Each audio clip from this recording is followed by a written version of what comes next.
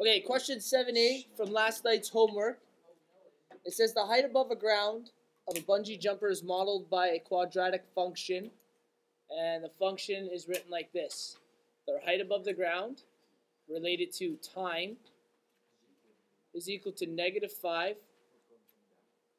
t minus 0.3 squared plus 110. Okay? Where height, h of t, is in meters and t is time in seconds. So first we got to figure out what form this quadratic function is in. Anyone know? Yes. So we're in vertex form, which means our h value is 0.3 and our k value is 110. So when we go to find our actual vertex, it's going to be opposite of our h, so we're going to be at 0.3 and 110. So we're going to quickly plot the vertex of this. We'll make our scale on the bottom go by a 10th.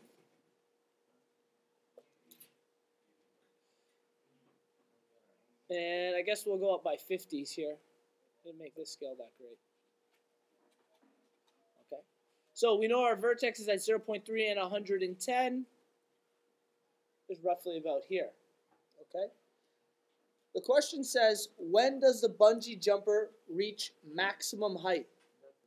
Why is it a maximum? Okay.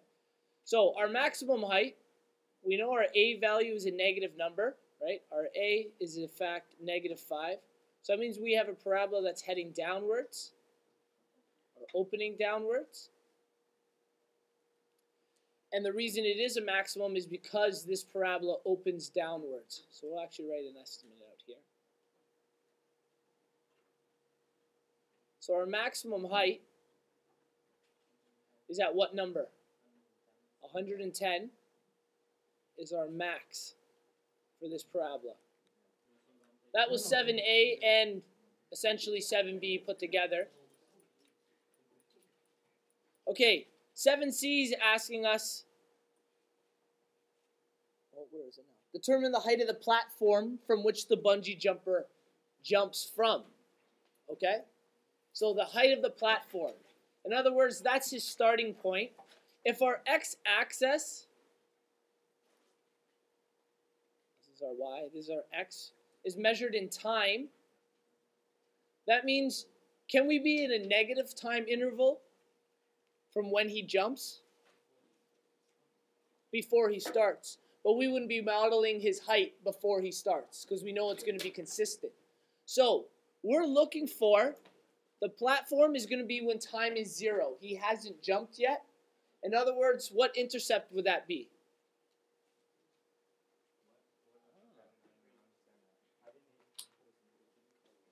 If we're talking about his starting point, so that's when x is 0 or time is 0. So he hasn't jumped yet. That means he's standing on the platform. So when x is 0, what intercept are we on? What intercept? Y-intercept. So 7C is asking us to find the y-intercept of this equation. Okay? That would be his starting point. So they want the y-intercept. Now we know one of the coordinates of the y-intercept is 0. That will be our x, and we need to find the y value. Yep, exactly. Since t is our x-axis, when we write in our equation h at t, we're going to write h at 0. Okay? T is equal to 0 in this equation because he hasn't started jumping yet. So he's going to be standing on the platform. We're going to replace the t's in the equation with the number 0. And then we're going to solve for h at 0. We'll get -5 times -0.3 squared plus 110. I think this will be 0.09. Someone want to double check that? That's going to be -0.45.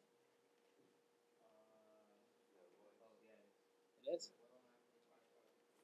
We get 109.55. Okay?